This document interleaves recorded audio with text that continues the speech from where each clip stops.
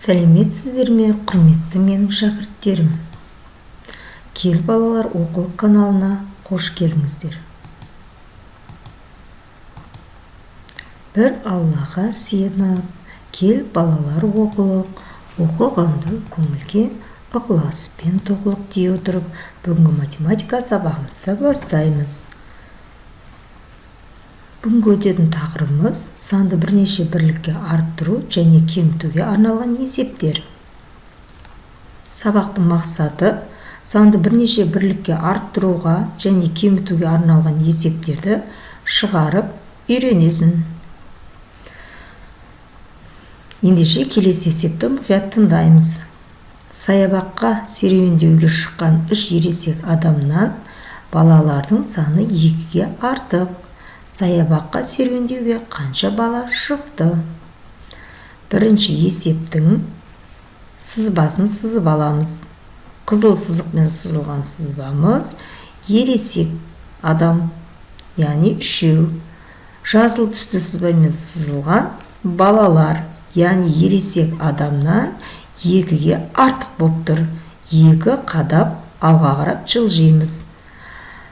Бірақ саябаққа барған балалардың барлық саны белгісіз.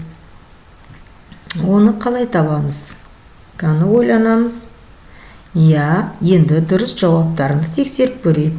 Есептің шешуі: 3-ке 2-ні қосамыз, саябақтағы барлық балалардың саны шығады. Яғни 5. 3 пен 2-нің қосындысының мәні 5-ке тең. Жауабы 5 бала. Өте керемет. Яғни санды арттыру, яғни қосу амалымен жүргізілетін түсіндіңдер. Және ол алға қарап, қадамдап, қанша сан болса сонша қадаммен қадамдап жылжып отырады екен. Келесі есепке мұқият зер саламыз. Сызба бойынша енді өздерің есеп құрастырыңдар. Суретке қараймыз. Не көріп тұрмыз суреттен? Әмиян, өте тамаша. Аласындағы суретші? Дұрыс, чемодан. Әмиян қызыл сызықпен сызылып тұр. Яғни әмиянның барлығы қанша екен? Әмиян 4. Астына жасыл сызба, ол чемодан сызбасы. Бірақ әмиянға қарағанда 3-і артық. Яғни чемоданның барлығы қанша екенін табуымыз қажет. Қаны дәптерлеріңді алып жаза қойыңдар. Келесі сызған сызбаларыңды және есептеріңді менімен бірге отырып тексеріп жіберіңдер. 4 қосу 3 тең қанша болады? Дұрыс, 7. Яғни жауабы 7 чемодан. Дәл осылай шығарған балаларды құттықтап қоямын.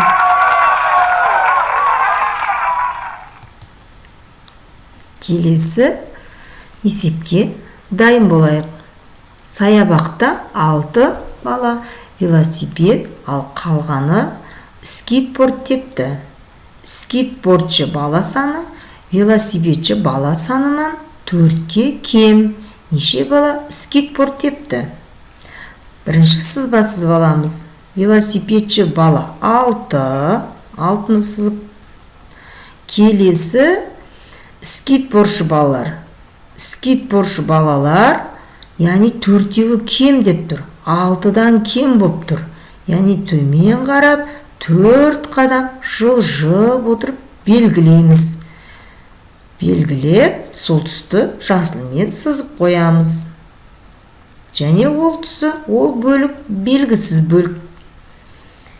Енді есептің шартына сызба сыздық. Енді есептің шешуін жазамыз. 6 азайту 4 тең 2. Яғни жауабы 2 бала скейтборд тепті. Азайту амалына берілген есептің шешімін осы үлгі бойынша жасауға болады. Ендеше келесі тапсырманы өздерің орындап көріңдер. Сызбаға қарап есеп құрастыр және оны шығар. Кәні, кім қалай есеп құрастырды? Яғни автобустар саны 10, ал машиналар одан қарағанда 6-ы кем. Машиналар қанша? Бұл жерде сызба бойынша осылай есеп құрастырмызға болады. Кәні, бұл жерде қалай есеп шығардыңдар? Автобустар санын жазамыз бірінші 10. 10-нан азайтамыз 6-ны. Дұрыс, қанша шығады? 4 машина. Жауабы 4 машина. Өте тамаша балалар, сендерді құттықтап қоюыма әрине болады. Келесі тапсырманы дәптерге орындаймыз. Дәптермен жұмыс.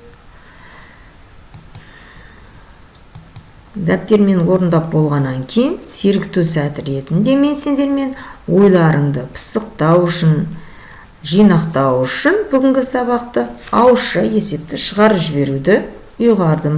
Ендеше бәріміз қарап тапсырманы орындауға кірісейік. Жолдың жиегінде 7 ағаш өсіп тұр, ал бұтаның саны одан 2-ге артық.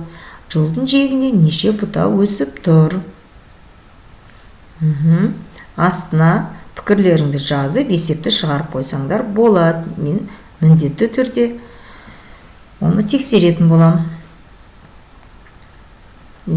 Маржан өзен жағасынан ақ және қара тас жинады. Ақ тастың саны 8, ал қара тастың саны одан 4-ке кем. Маржан неше қара тас жинады? Есептің шешуін және жауабын жазып жіберсеңдер болады. Келесі есепке көңіл бөлеміз. Яғни есептің біз бірінші берілген оқимыз, одан кейін есепке қарап қысқаша шартын құрамыз. Есептің шартын құрғаннан кейін шешуі және жауабы. Белгілері, енді есепті арғарап оқиық. Айдардың ағасы 17 маулады. Айдар неше балық аулады? Шарты, ағасы 17 балық, Айдар белгісіз. Белгісізді сұрақ белгімен жазып қоямыз. 4 балық кем дейді. 4 балық кем. 4 балық кімнен кем балық? Сіздер де дәптерлеріңізге жазып алыңыздар. Енді шешуі. Ағасы 17 балық, яғни 17. Жазамыз 17. 4 балық кем болса қайта таңбаны пайдаланамыз. Қосу ма жаңа азайту таңбасын ба? Дұрыс, әрине, азайту. Тең. 17-ден 4-ті азайтамыз. Енді мен осы жерде кішкентай сендерге бір көмектесіп жіберейін. Көп балдар қиналады, осы 2 таңбалы сандардан 1 таңбалы сан ағанда көптеген қиындықтар туатынын байқап жүрмін. Сондықтан сендерге мына сызбаны назарларыңа ұстасаңдар жақсы болар еді. Бәріміз қараймыз. 17 деген санда қанша ондық, қанша бірлік бар? Дұрыс. 1 ондық, 7 бірлік бар. 1 ондығымыз 10, 7 бірлігіміз 7. Екеуін қолайлы санға, 2 таңбалы санды қолайлы санға жіктеп алдым. Енді 10 1 таңбалы сан болғандықтан 1 деп жазамыз. Бірліктен бірлікті азайтамыз, яғни 7-ден 4-ті азайтамыз. 7-ден 4-ті азайтсақ қанша болады балар? 3. 3-ті жазамыз. Сонымен 13. Яғни 17-ден 4-ті азайтқанда 13. Айдар қанша балық ұстапты? 13 балық. Шақшаны ашып, балық деген сөздің бірінші әріпін ғана жазамыз. жақшаны жабамыз. Жауабын жазамыз. Айдар 13 балық аулады деп дәптерлеріңе әдемілеп түсіріп жазып алыңдар. Керемет, рахмет балалар. Өте тамаша түсінді деп ойлаймын сендерді.